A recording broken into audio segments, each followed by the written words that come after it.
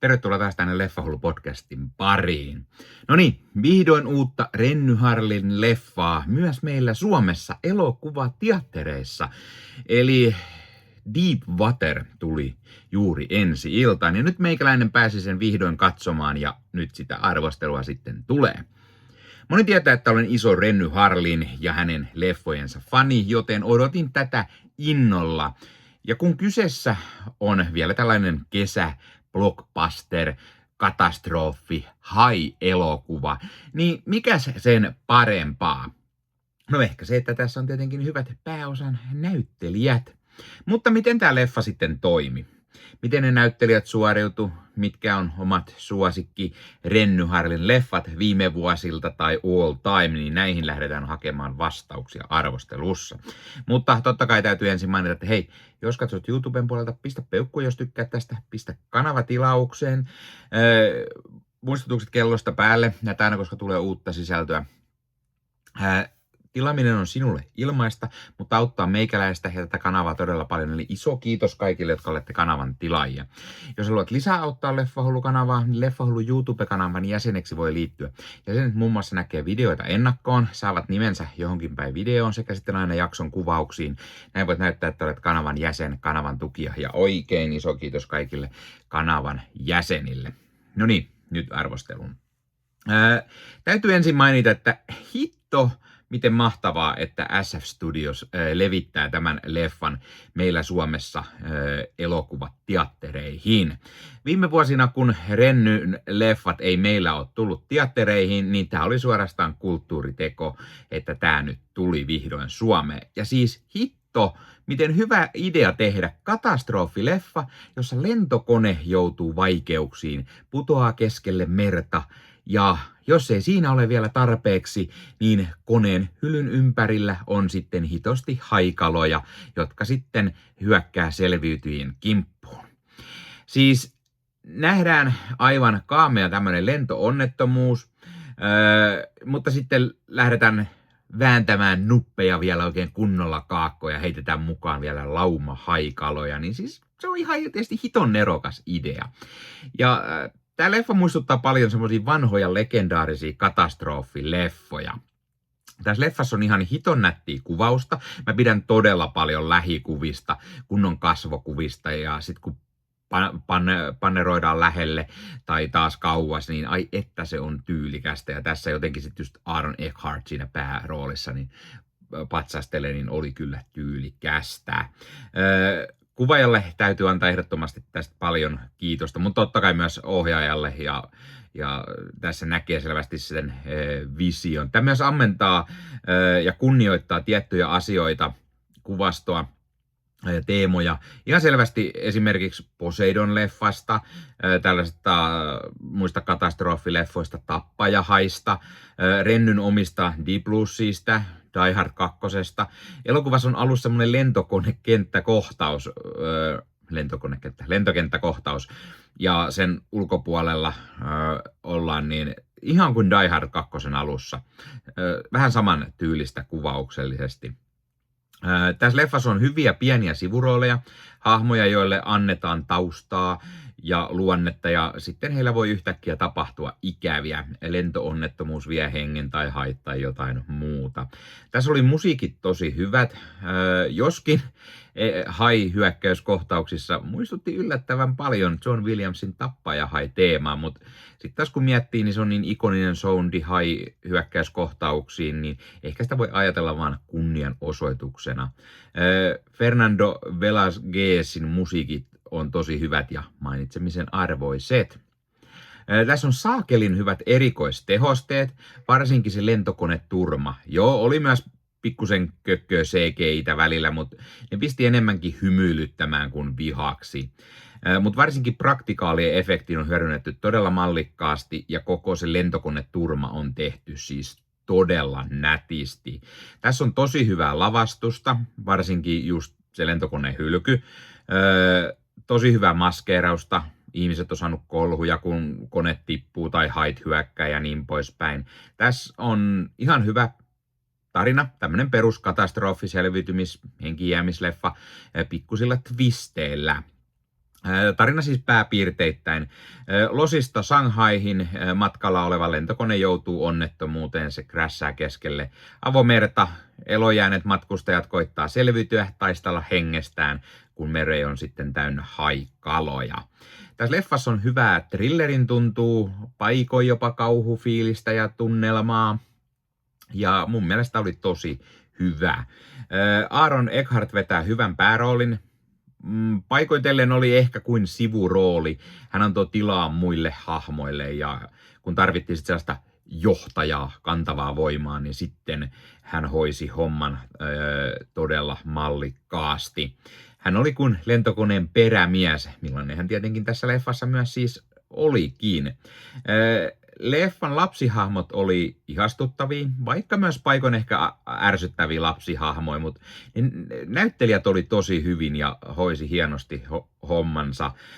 Nuorta Coraa näyttelevä Molly Bell Wright ja Finniä näyttelevä Elijah Tomatin oli tosi hyviä rooleissaan. Vaikka pari ehkä vähän kökömpää kohtausta oli myös mukaan, missä heidän näyttely ei ehkä mennyt ihan maaliin, mutta hei, ne lapsinäyttelijät niin ei parane liikaa arvostella. Myös leffassa on tämmöinen hyvä isoäiti-hahmo, jota näyttelee Kate Fitzpatrick, ja hän vetää roolinsa tosi hyvin. Ja koodilla LEFFAHULLU 15 saat nyt 15% alennusta Bad Record Storesta. Eli Bad Record Store on tämmöinen verkkokauppa, josta voi käydä ostamassa itselleen fyysistä mediaa. Eli tykkäät sitten elokuvista ja sarjoista tai vaikka CD-levystä, vinyyleistä tai C-kaseteista, niin Bad Record Store on sinulle juuri oiva paikka, josta voit ostaa nämä fyysisenä hyllyyn itsellesi. Sivustolta löytyy esimerkiksi kaikille leffadikkareille mielenkiintoisia julkaisuja. Sieltä löytyy leffoja esimerkiksi, mitä ei enää välttämättä muualta löydä, koska ne painokset on aikaa sitten myyty loppuun. Sieltä löytyy mukavasti pohjoismaalaisia julkaisuja tai Suomi-julkaisuja, eli sellaisia, mitkä moni varmasti haluaa hyllyynsä ja tykkää keräillä.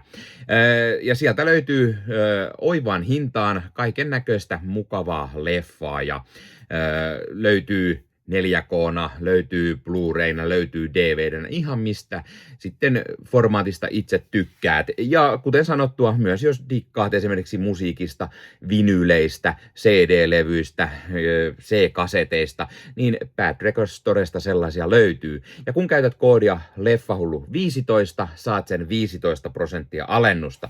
Ja kun vielä menet YouTuben puolelta, tuossa kuvauksissa alta näkyvän linkin kautta sinne Bad Record Storeen, niin sitten vielä meikäläinenkin hyötyy siitä jotain. Eli kannattaa ihmeessä käydä tuon linkin kautta, ja sitten kun käytät siellä sen koodin LEFFAHULLU15, niin saat sen 15% alennusta.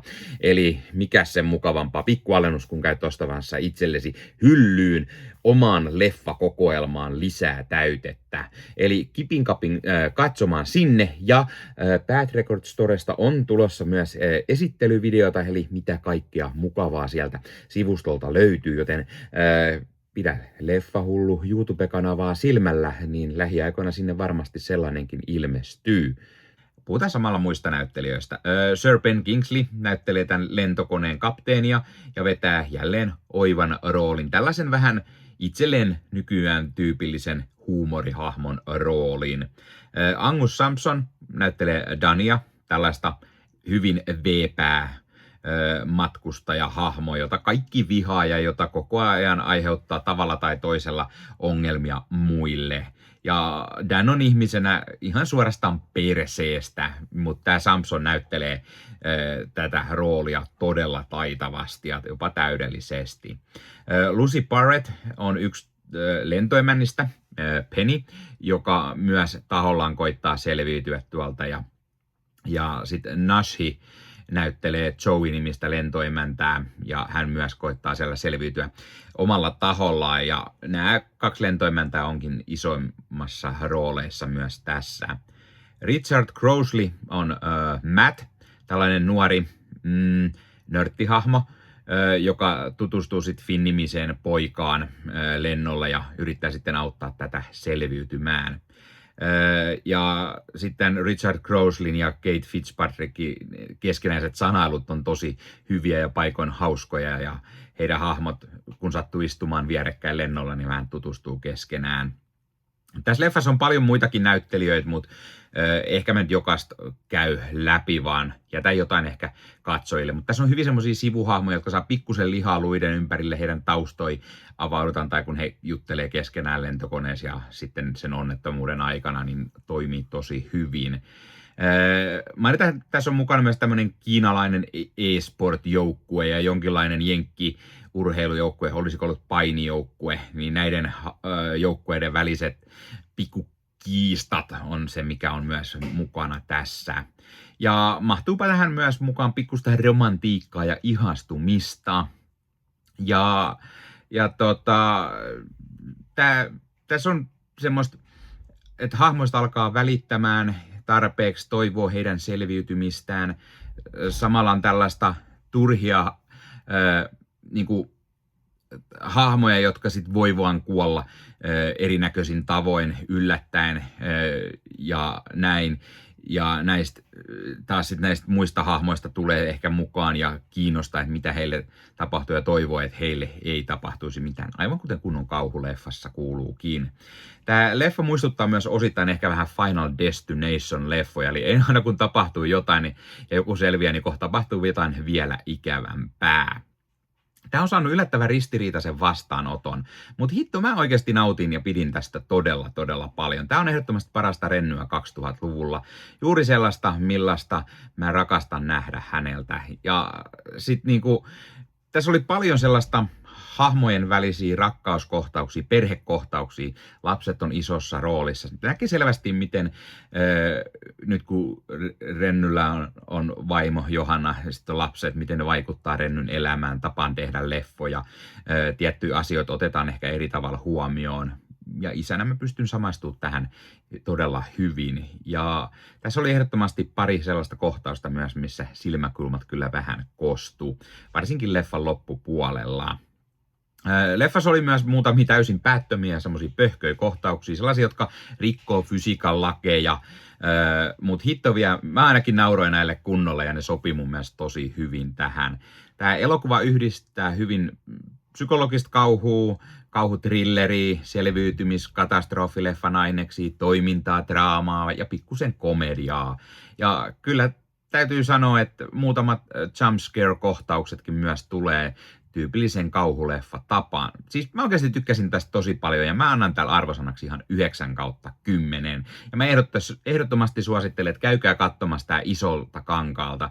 Kunnon järjellä äänen toiston kerran, sillä tää on oikeasti tehty teattereissa nähtäväksi.